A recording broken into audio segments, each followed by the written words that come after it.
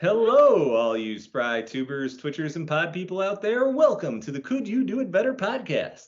We're filmmaker, gamer extraordinaire, and the behind-the-scenes awesomeness known as Sesh, and the writing and directing sensation known as Maria, discuss popular television shows and movies and answer the always controversial question of, could you do it better? Today, we will be discussing episode 3 of season 1 of Ryan Condal's House of the Dragon television series based upon George R.R. Martin's novel, Fire and Blood. And as for me, I'm Jonathan the Intern, and unlike our two experts, have no industry experience whatsoever. In other words, I'm much like Princess Rhaenyra, always expecting to be replaced by someone more masculine, having no understanding of what my title, position, or responsibilities are, and realizing my only value to the show is to be sold off as a babymaker to create a brood of untitled, unpaid interns to work in media and production to strengthen our branding behind the scenes. And now, to Sesh and Maria. Woo! I'll say, that sounds very true, too. Oh, no, wait just a minute here. You're not supposed to tell the audience this. Oh, dear. Within this group that, so. And on that note, spoiler warning. In this episode, we will be doing a detailed recap of episode 3 of the House of Dragon TV series that will contain spoilers throughout. So if you haven't watched this episode and don't want to hear spoilers before you do, please feel free to put us on mute as you watch the episode, then rewatch our show afterwards, because that's how you double your view counts. And now, on to the recap as mandated by our legal department. Yes, our legal department.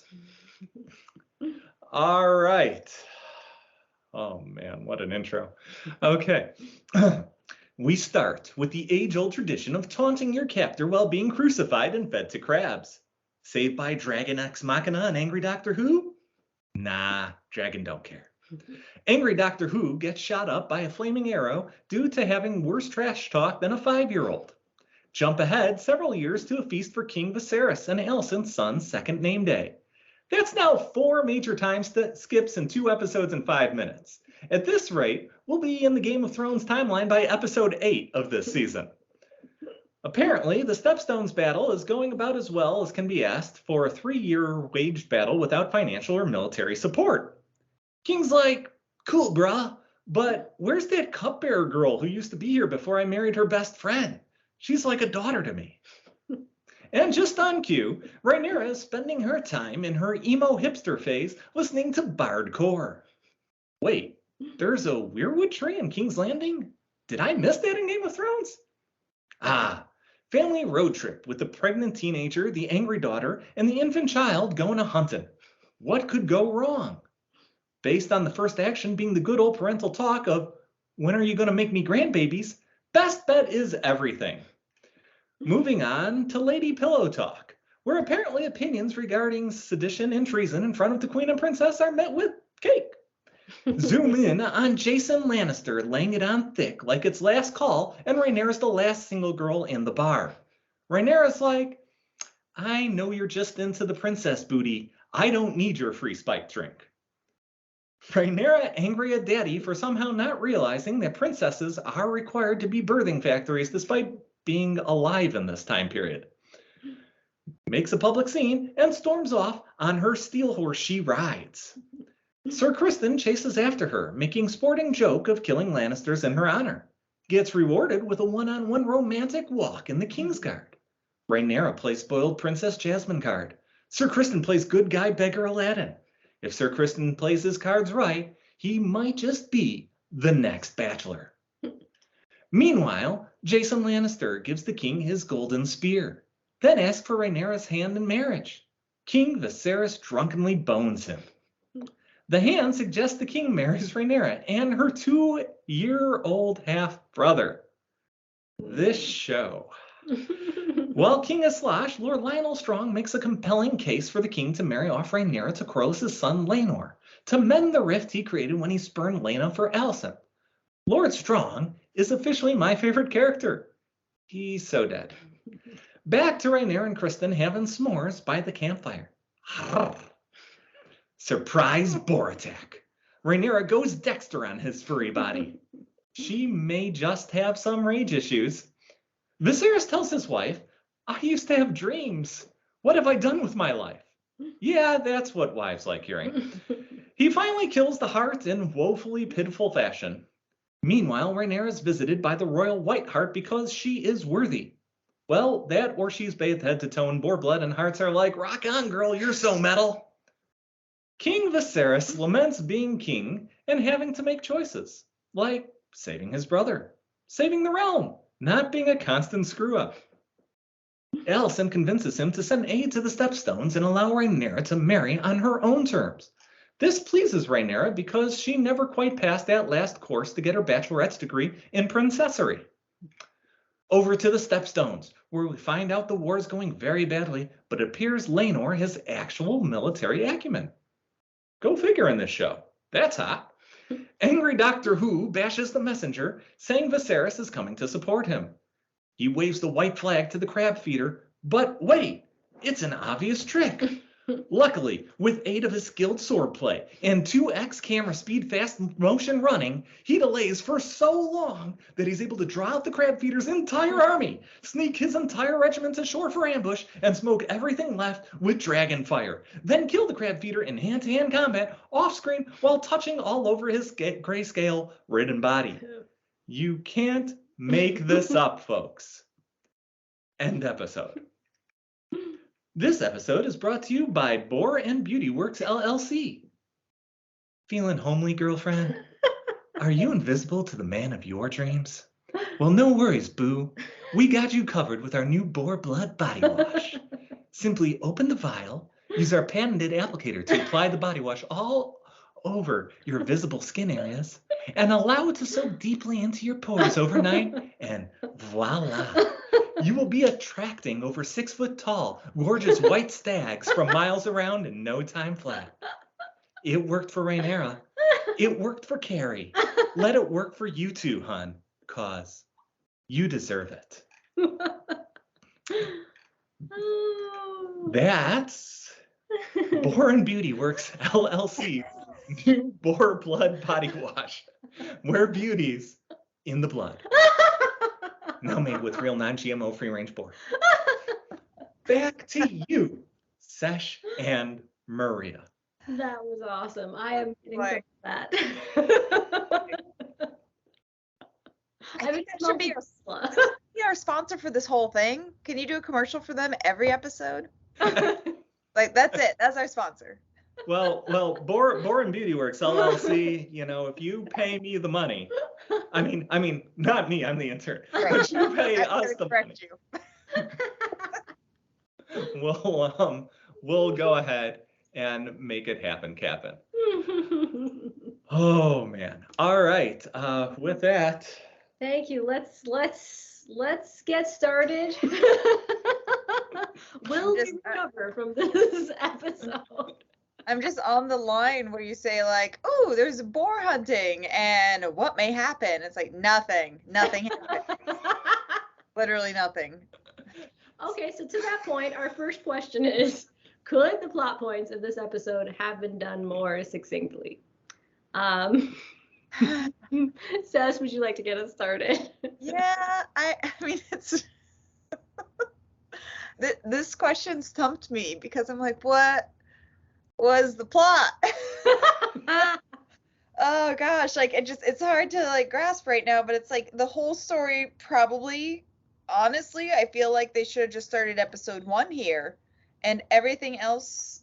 Sorry, I think I clicked on a thing, so you might be hearing something else going on. Let me close that out, and now it's gone. So I think everything else that's happened till now probably could have been like a 10-minute flashback or exposition, or just told in other ways, and we could have maybe started the whole series here. It all feels so bumpy rather than having like those normal peaks and valleys or the ebbs and flows that a drama should have. Like the hunt was the whole episode with sprinkles of a real battle. we didn't even meet the new kid, really. The king isn't walking a walking infection right now. For some reason, he just survived all of that. The king getting too drunk didn't lead to any hunting accidents or whoopsies and falling into the fire accidents. There, it just felt like there were so many scenes where there was a lot of footing for something to go somewhere, but it all kind of just went in circles. Like, is it all subplot? Is there no big plot? Is the big plot just the subplot, but only subplot worthy and not main plot worthy? Like, I kept watching without expectations, and then I get intrigued, and then it immediately just doesn't go anywhere.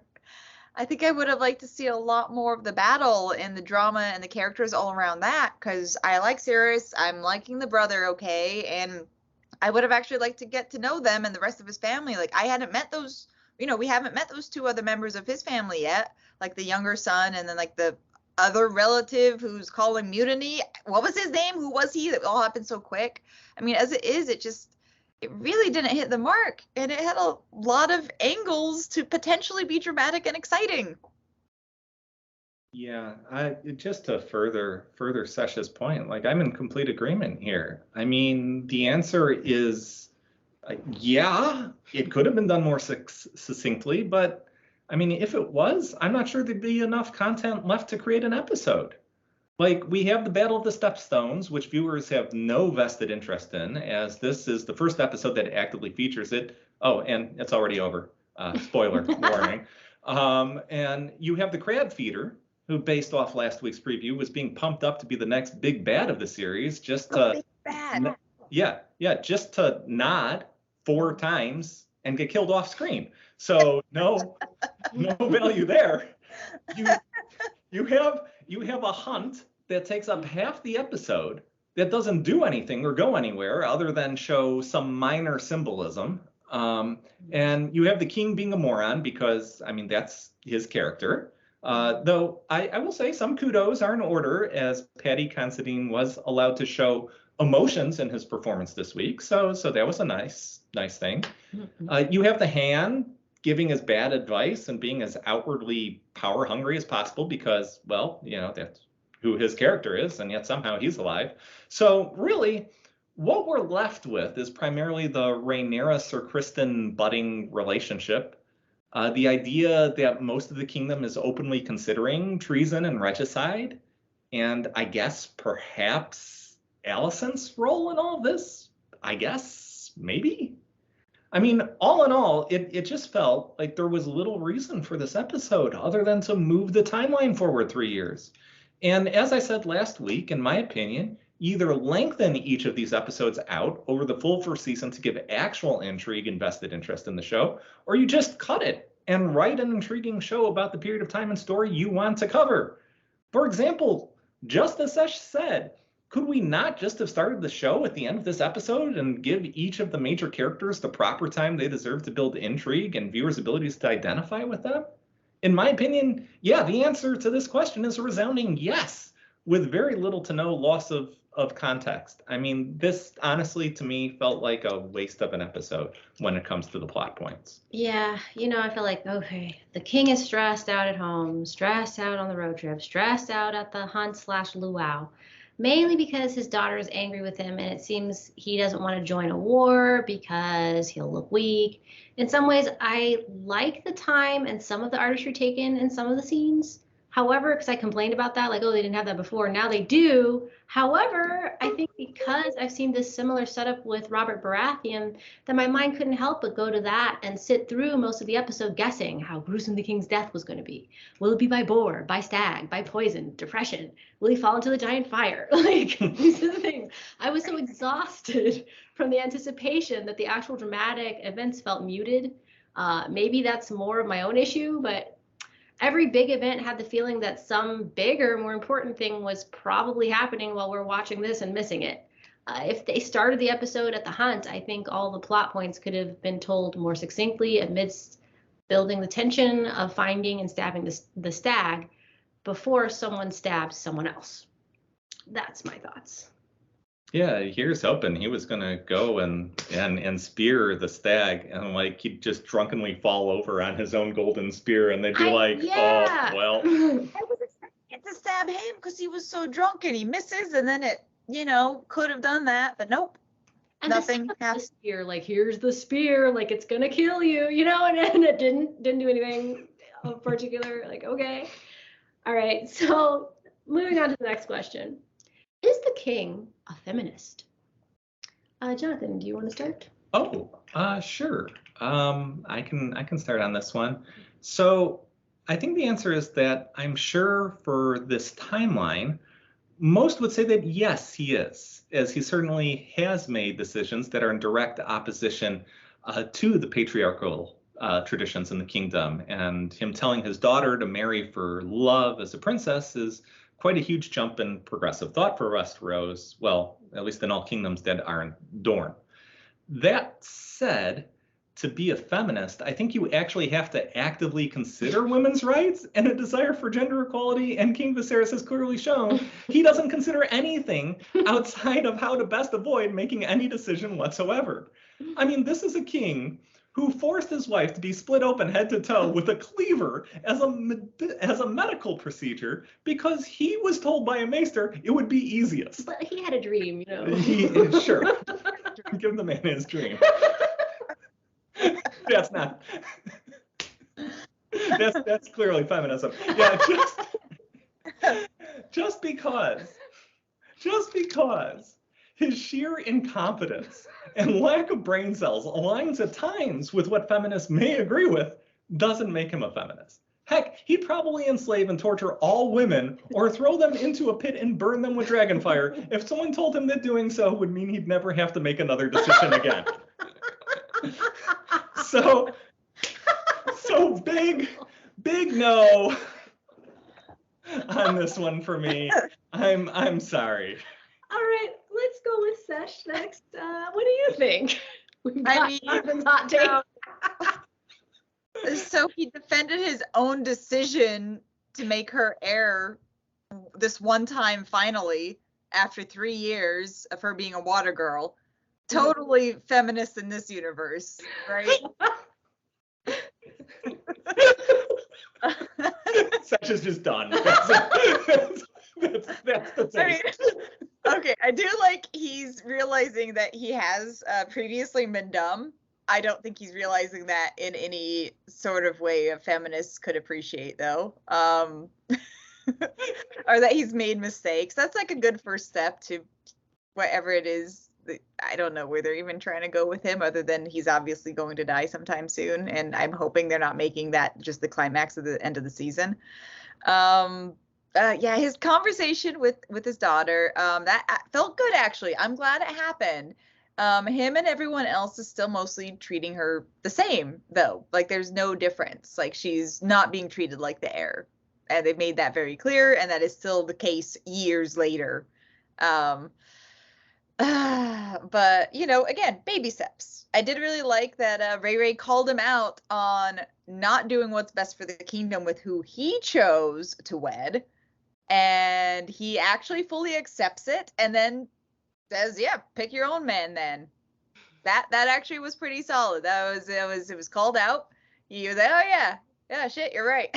Okay, well you go do your thing then, but you still gotta get married. So that's our duty. Just do that. So that was kind of all right. That was pretty solid.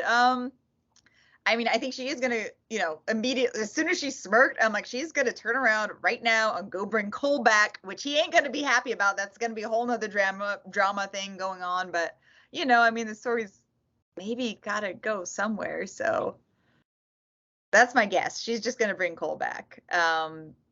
And he'll say no anyways. So again, no, he's not a feminist. I don't know how to tie that back around.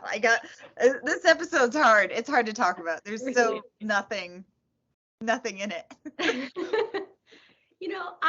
think he is a sensitive guy.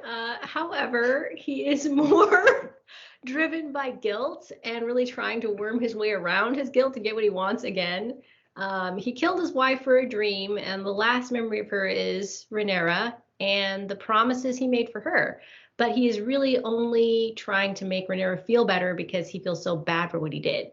If perhaps he did not have any guilt, he wouldn't think twice about letting his council push him into pushing his daughter into a marriage and move right along. I think he's exhausted, guilt-ridden, and his inability to make decisions wears him out, and he just wants a vacation. However, it was nice seeing him tell her that she wouldn't be replaced and that she could find her own spouse, like you said. That was refreshing. I don't think I've seen that in other shows that are similar. So, what a nice balanced take compared to us. That was beautiful, Maria. He's trying. Is he? I think he just had that conversation with Rhaenyra because he's like, wait a second. That's right. You can choose your own man. I don't have to choose one for you. No, this is great. I think that's what it is. He's like, you can pick. This is way better. I can't ready for it. I don't want to make the choice. But he's not going to like her choice. I'm telling you, it's going to be Cole. And he's like, they're going to get on me about how political that choice is. So. Oh no, now more people are going to come and complain to me about that. That's why he's going to be against it. All right. So our next question of the evening is, would Daemon's character be more interesting if he spoke more? Let's start off with, me. How about that? Because, yes, we're going to... It's your turn. Mix it up. Yes. All right. I think the actions Daemon has done so far show he is full of ego and makes giant risks that can hurt other people for his own glory. I think whether or not he speaks is almost irrelevant. At this point, I think making him look mysterious almost feels like a joke when it is juxtaposed with his lame actions. I don't think it would make a difference if he spoke or not. He doesn't seem to be any kind of mastermind from what he does. Yeah, absolutely. I mean, based on the lines written for him thus far, no, it wouldn't. As most scenes have him written as an ill-tempered 5-year-old with little to no impulse control and the intelligence of a head of cabbage. I mean, the Mountain from Game of Thrones was written in that vein, and he didn't speak at all. So, if anything, not speaking and just acting like a maniac might help Daemon's character more than hurt it at this point. Now, if they start writing dialogue for his character that makes him seem intelligent, cunning, inspiring, menacing, or, I don't know, sadistic, then I'd be on board with him getting more dialogue. But as he's currently written, I mean, I just don't know what value it would even have. Personally, I'm getting the suspicion that Matt Smith was, I know this is dangerous to say stuff like this, but I'm getting the suspicion that Matt Smith was miscast for this role based on how they've written the character. I think they needed someone who comes off a lot more menacing, or they need to really, really change the character in dialogue. I mean, seriously, the entirety of his lines this episode were, and I quote, "Where are you? Come out and face me, Crabfeeder. Where are you? I'm going to feed you to your own crabs." You're hired. It's just flabbergasting. Like, I mean, come on. If you're going to write dialogue like that, I mean, you don't need Matt Smith. Like, he can do his own show. Like, I mean, come on. Oh boy. Yeah. Yeah, so now I'm finally seeing this like really spiteful side of him. Before, it felt a little bit more nuanced, but oh man, like he goes and wins a battle in 5 minutes of finally coming up with a plan after 3 years of fighting, all because his brother annoyed him. That's some pretty great ego leading the battle there. I would say that, but at the same time, I am a little surprised somebody else was riding his dragon. I did, of course, expect to see the dragon show up. Like, there was literally no tension there. Of course it was going to come.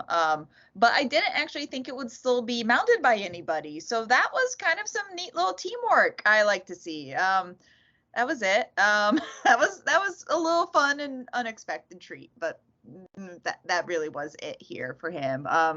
He could probably get by without speaking at all. We see everything that's going on without any subtlety. Dialogue's not needed. It's just literally painting what is all happening with being completely on the nose. So I don't mind a quiet character. I think that might have been a fun way to actually play him, but I don't think we're gonna get that stoic type from him. And damn, now I'm comparing him to Geralt of Rivia from The Witcher, and this damage to Daemon is not gonna be undone. He is like forever tainted. I'm comparing the two, and there's just no comparison. Well, I'll throw a coin to him. And I was doing that show instead of this show. Yeah. No, I actually, one point you made, Sesh, is something that I said immediately because I thought Game of Thrones made a real big deal. Like it takes years to bond with your dragon, and that like nobody can get on your dragon if it's like if it's not you. And so this wasn't the only time in this show where it seemed to go against all of our prior knowledge of Game of Thrones. It was sort of weird. Like I think it would have been better if the dragon just came out of nowhere by itself and just was like, you know what? I'm just gonna torch people because I've had enough of this nonsense. On note about the dragon, they made the dragons look less cool, I feel, in this. Yeah, they kind of look weird. Like they're a little like slinky and weird. Like his is very like, I mean, I'm kind of okay with it because I think his dragon sort of matches him in a way.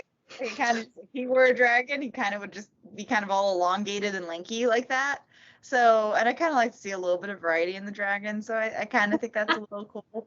But yeah, it's like I feel like we just missed out on so much character development of what's been happening at this battle. Like I'm very disappointed it's over, and I'm really disappointed we didn't see any of these other characters, because now I'm assuming like, oh, this guy who, you know, is obviously the cute one that's the right age, so that's the one they meant for Ray to marry, right?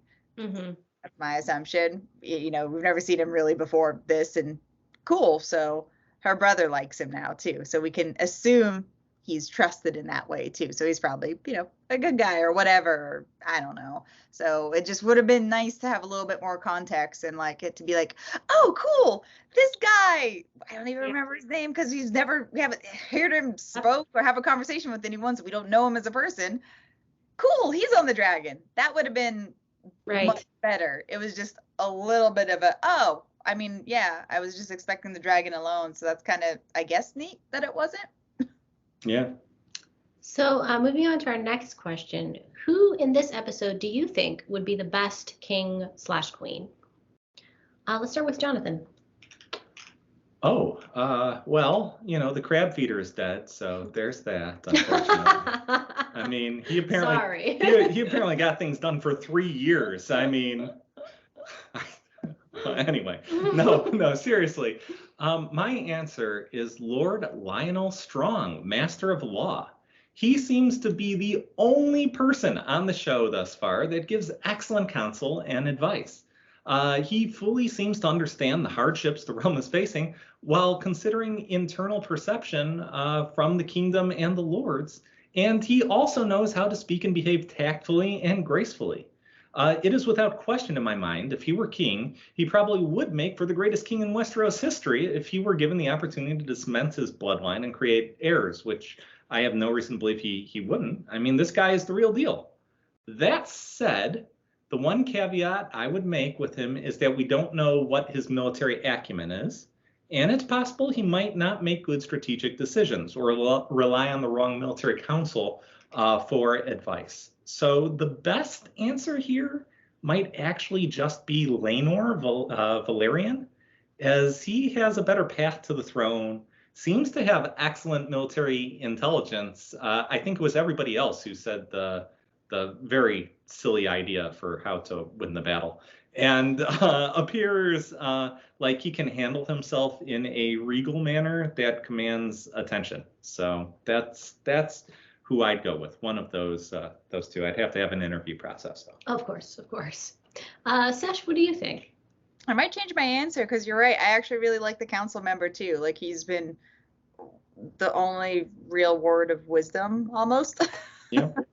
Without like clear motivation, like literally just good advice. So I do like him a lot. So I made change to him, but I originally was going with Corlys and Alicent as my picks as far as people we see in this, because Corlys and the Queen Who Never Was, I still think are probably the smart characters that we've seen so far. I'm actually going to argue that he's loyal.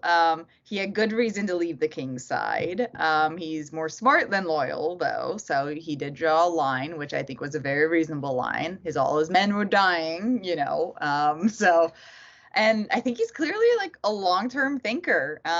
He was stopping the mutiny from his own relative. I don't know if this was his brother, his oldest son, his whoever, nephew, cousin. I have no idea who this person was, but I think it's because as a whole, like he was able to see that there's a point in working together, and that is what he's trying to do. And with Alicent, she does have some words of wisdom, very queenly words of wisdom.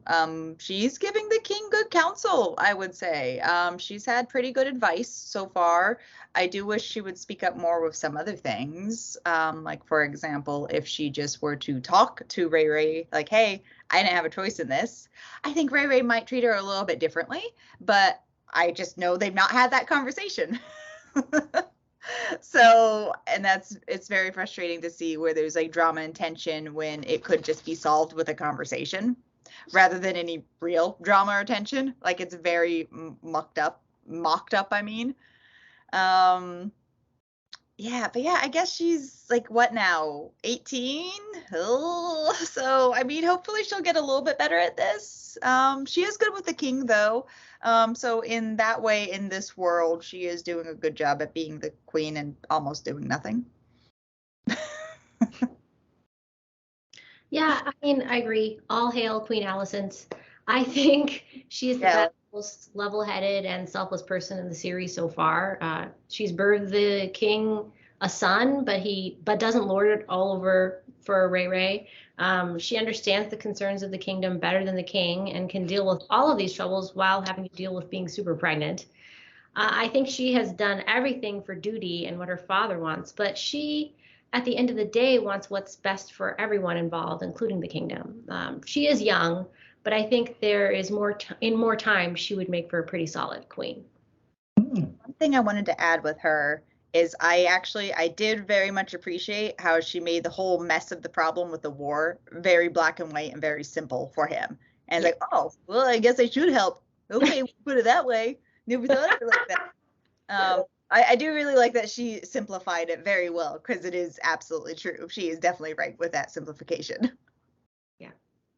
And that takes wisdom. That takes thought, wisdoms, being able to separate from yourself to understand, how the king thinks and how he actually can process information and put it to him simply. It's asking the right questions. It really is. So that is good. There is some wisdom there for sure.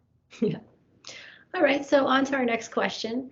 Was there anything about this episode that was fascinating or done differently than other stories in the same genre? Do you want to get started? I want to get started because I'm hot on this one. So, I mean, I for one have never seen a battle so ill-conceived, poorly written, and far-fetched that it just breaks all semblance of realism as whatever that Battle of the Stepstones was. I mean, first and foremost, the plan was absolutely idiotic. Let's send one person to the beach, pretend to surrender, then kill a bunch of people, thereby drawing out the entire freaking guerrilla army into the wide open where they're easy pickings for one swath of dragon fire, then hope nobody sees the dragon flying around or the regiment sneaking ashore to ambush and proceed to kill everyone. I mean, how does that make any sense whatsoever? I mean, first, if there's any sign of aggression whatsoever from Daemon, those 500 archers who all have their arrows knocked on Daemon will fire immediately if they see any movement. Yeah. Second, after showing no intention to surrender, why in the heck would the Crabfeeder send out his whole army to a wide open space to capture him instead of picking him off guerrilla style under heavy cover as they've been doing for, from what they said, the past 3 years? And then third, if this Crabfeeder army is this stupid and overly aggressive, how would a trained, disciplined military unit that Corlys supposedly captains, they call him the Sea Snake and everything, not be able to clown these guys within a matter of days, like if not weeks. I don't know, maybe wait till a day it's cloudy, send a plant merchant ship through the shipping lane, and then just have 2 or 3 dragons on standby, and then, once the whole crab army attacks, obliterate everything with dragon fire and go home. But you know what? Let's forget that idiocy, because I'm just heating up. Let's talk about the scene execution now. Okay. Are you kidding me? With the double speed fast motion running shots? Who the frack is Daemon? A jaguar in heat? A chest burster? Fracking Naruto? I mean, ninja running. Yeah. This makes no sense whatsoever based on viewers' previous knowledge of Targaryens or the Game of Thrones universe. Targaryens aren't known to do this. Also, why? Why would you film the scene like that? So blatantly unrealistic and defying the laws of physics? Are we watching anime now? Why would you spend so much time hyping up this Crabfeeder guy such that all he does is nod 4 times, then slowly walk back to his cave and get killed off screen? Wouldn't you want to see, I don't know, some epic battle where the Crabfeeder has this crazy maniacal fighting technique and Daemon needs to both win the battle while also not coming into contact with him due to grayscale? Like, that could be really fun. Just seeing like a super aggressive hammer attack from the Crabfeeder where Daemon is constantly having to backpedal such that he doesn't get touched by this guy. I just don't get it. I don't get these scenes.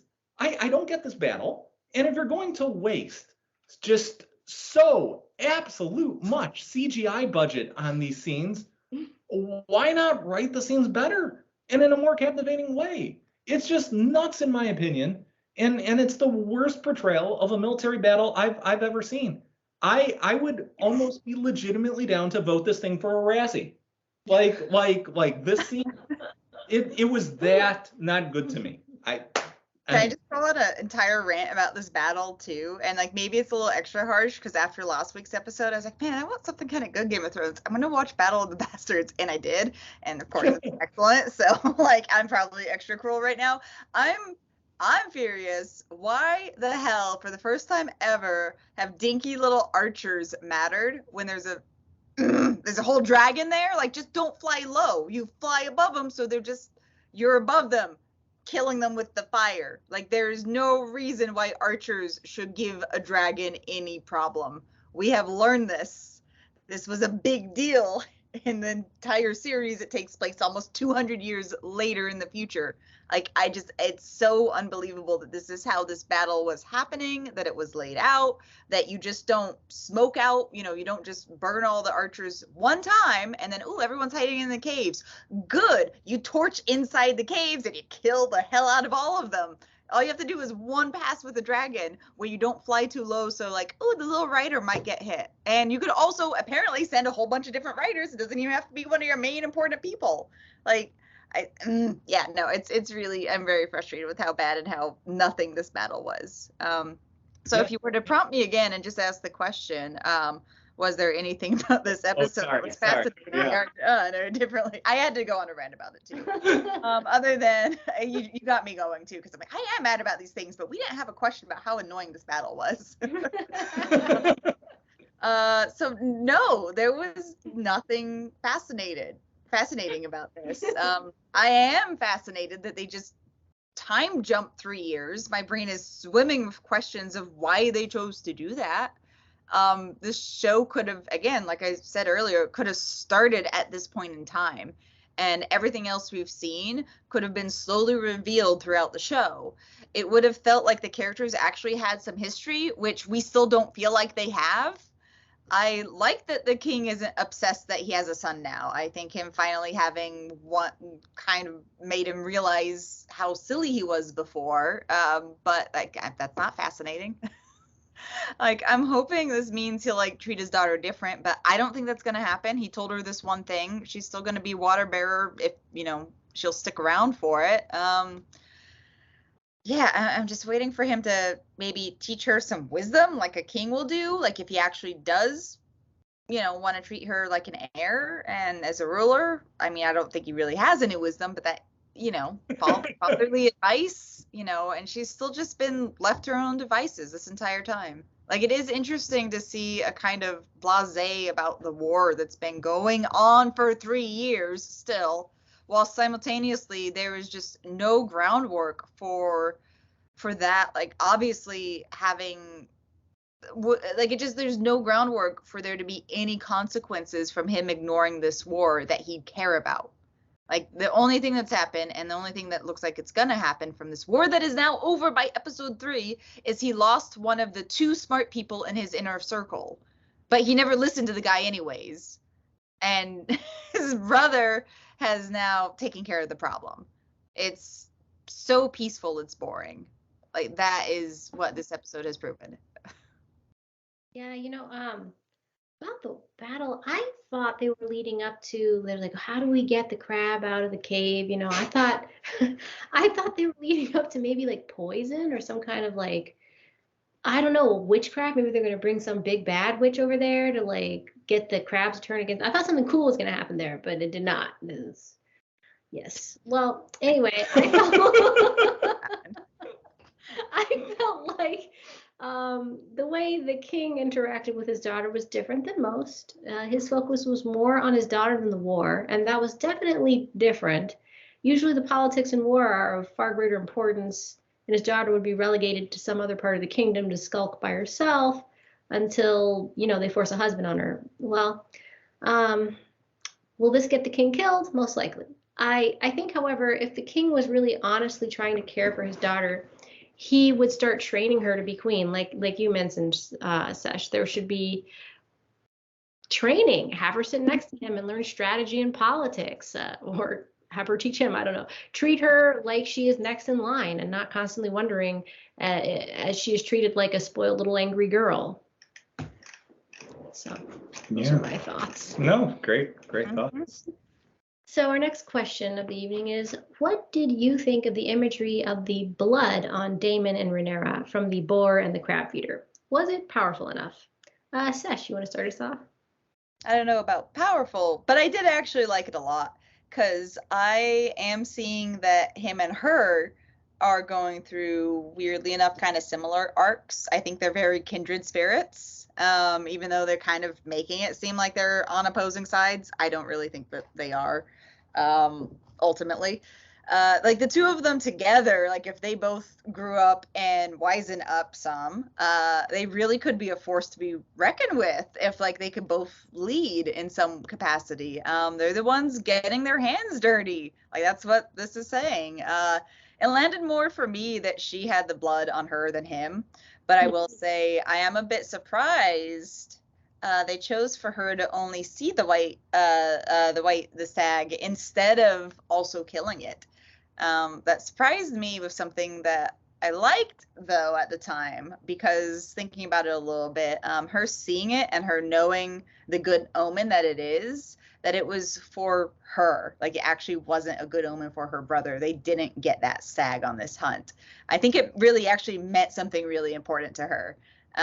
Like, she kind of grew up in that. She knew, like, okay, I'm meant for, like, other things. This is a good omen, though. Like, she knows she's capable, I think, is what that was telling her. Like, even if the realm doesn't see it. So her seeing the stag was enough for her. Is like why she maybe didn't kill it. Like, her literally proving herself by, if she did kill it and bringing it home, it wouldn't change how people see her, because they're all sexist.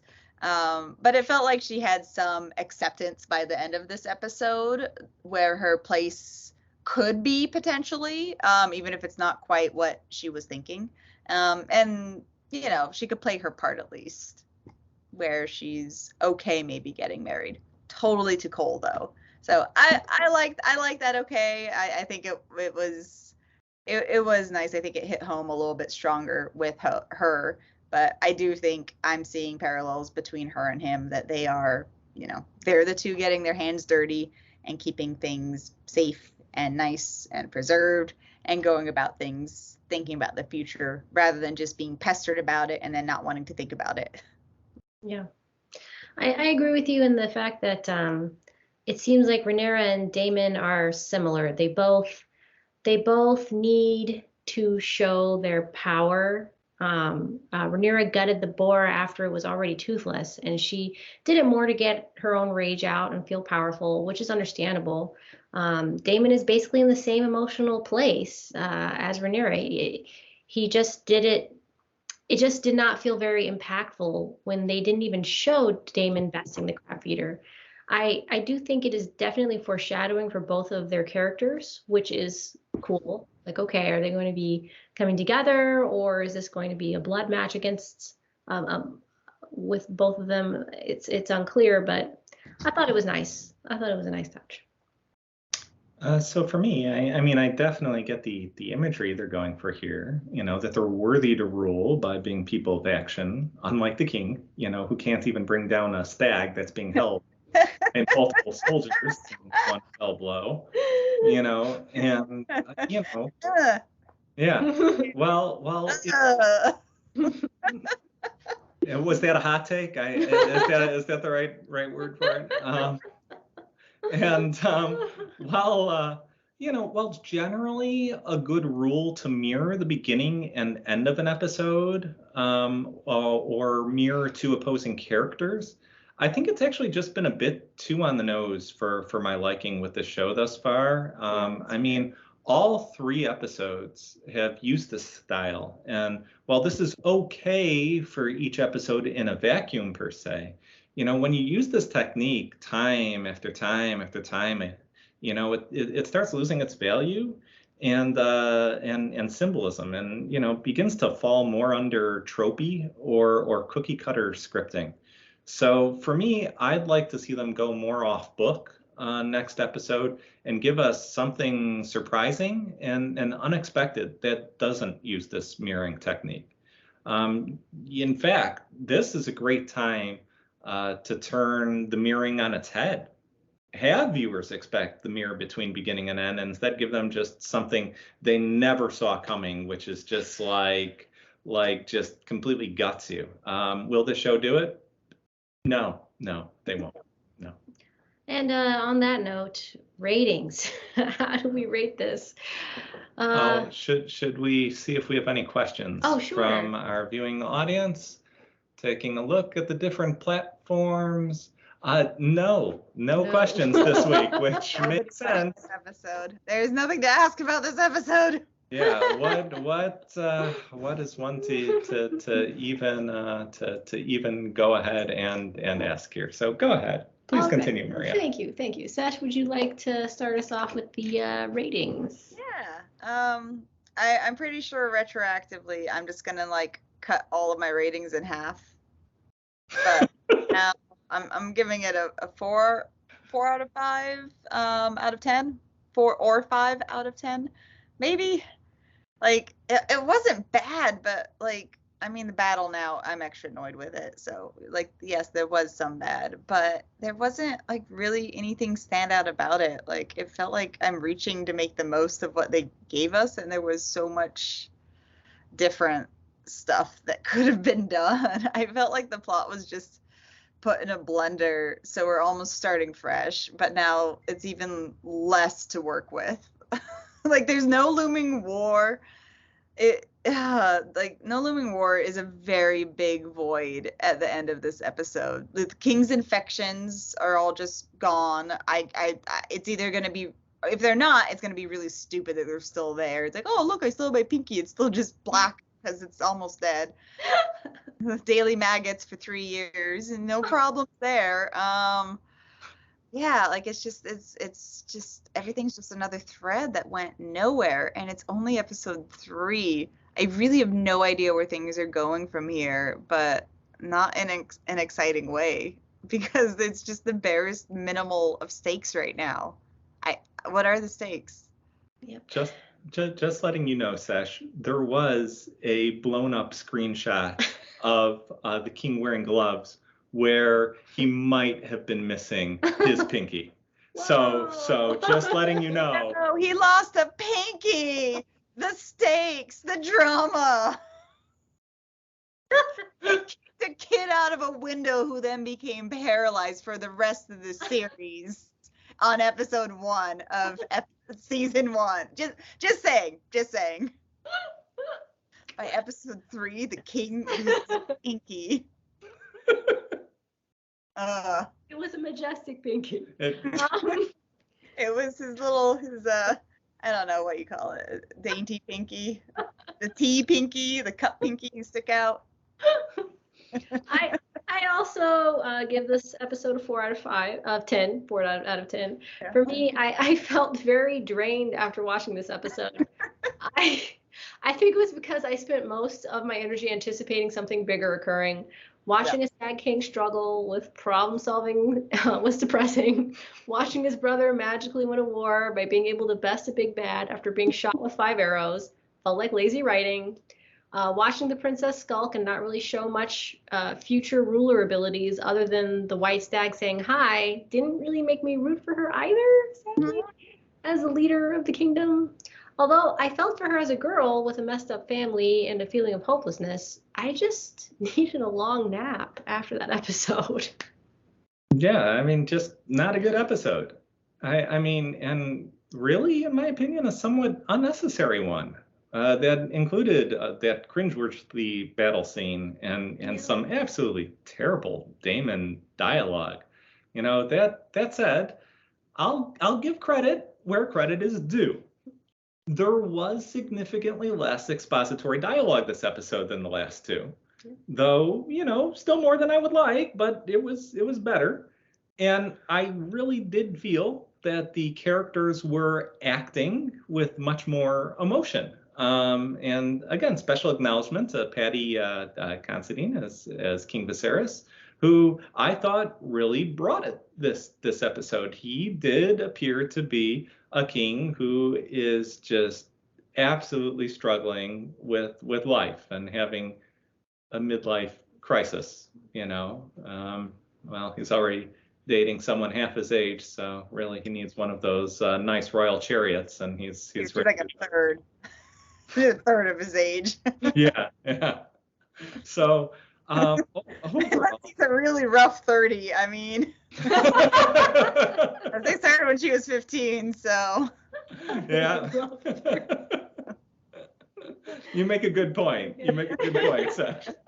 I'm really having a tough time grading this one, as it just feels like the episode served very little purpose in the grand scheme of things and could have been deleted outright. I just realized something. I'll say it afterwards. Yeah. But, you know, I guess considering it was made, I'll give it maybe a 4 out of 10. Like, maybe. And that's only because I'm rating it higher than the first episode, but much worse than the second episode. But overall, it's still grading out as a D for me. I mean, I just don't know. There were some really questionable decisions in this one. I don't get it. I have a question about one of those decisions. So we're 3 years later, right? Mm-hmm. So if we took the other girl as a wife, that stuff would be happening right now, and we would be seeing that in the story. Do you think that like they just went with that originally and then just forgot to just not do a time skip because it was unnecessary? Because if they had done that, I can see where there would be a time leap. You know, it's like, okay, she's pregnant with the first kid, you know, 3 years later after they're married, right? So maybe. Yeah, that's a good question. I don't know. I think it has to do with the second naming, or is that what it's called? I think it's a big deal in their world. With the name day ceremony. Name day, yeah. But it's a second one. Like, it's not even, you're 2. You're not even 1. It's not even your first birthday. It's not even the day you are born. I don't know. I don't know. Like, we could have had it. I mean, do you think the kids are going to do anything in it? Is this little kid going to go anywhere?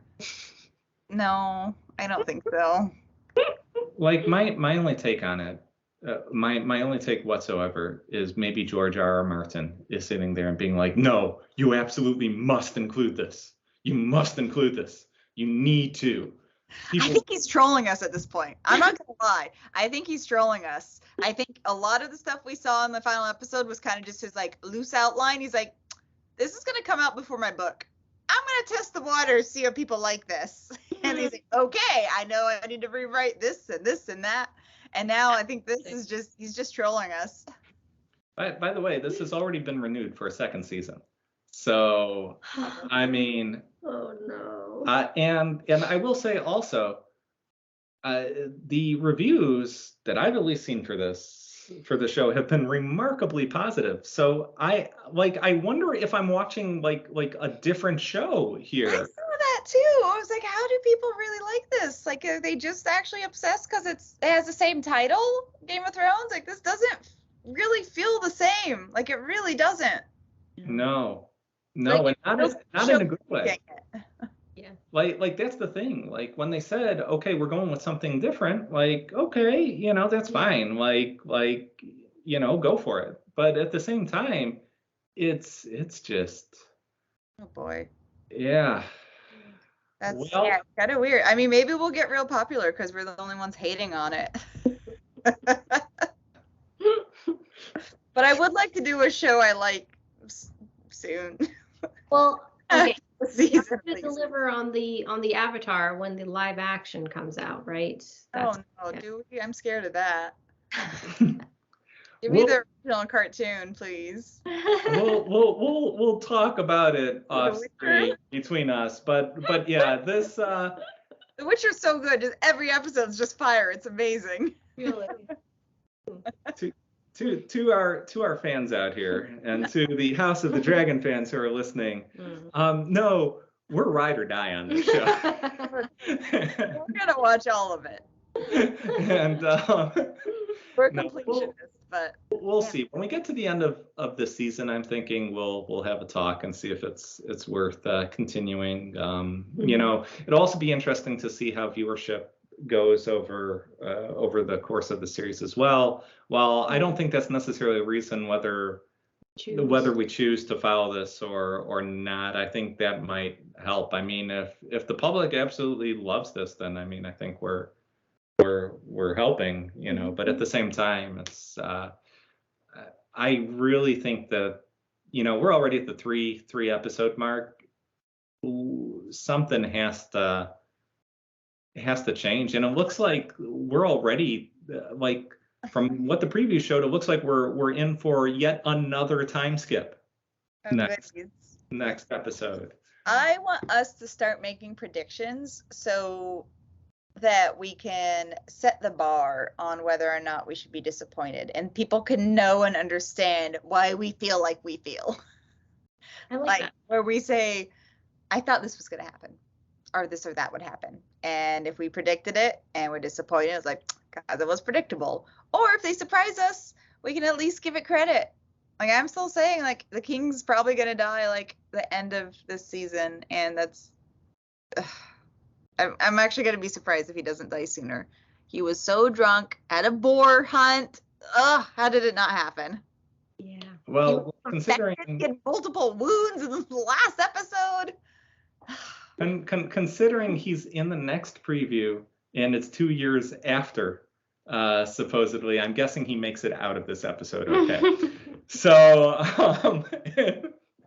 in any news, let's get to the outro. We have taken up enough of your time tonight, everybody. And in any case, thank you so much for joining us this evening and watching us until the very bitter end. And we do really appreciate all your support, and hopefully we brought you some intelligent conversation and laughs tonight, maybe. Really, it's your support that makes this worth it. Nailed it this week. Good job. If you like the show, please like, share, subscribe, heart, thumbs up, whatever it is you need to do. And if you hated this show, please make sure to like it twice, because we put that in our research, and it really helps us make us a better program. So our next episode will be Monday, September 13th. Can you do next Monday, Sesh? Or are we looking at Tuesday here? Might be a Tuesday, unless. Oh, you can't do Tuesday. I can't do Tuesday unless it's really late because I'm in a class. I started a class for TV writing. So, Ooh. yes. All right. So we'll work on it. We'll do a tentative schedule for Monday, but September 13th. Yeah, and we'll Sesh. We'll update. Yeah, we'll our page. We will. Could you do it better? We will. And if Sesh isn't there, we'll make sure to update you on how her search for coal is going. So, Somebody's got to marry this guy. yeah, until next time, September 13th, 8 p.m. Pacific, 11 p.m. Eastern, tentative. Could you do it better?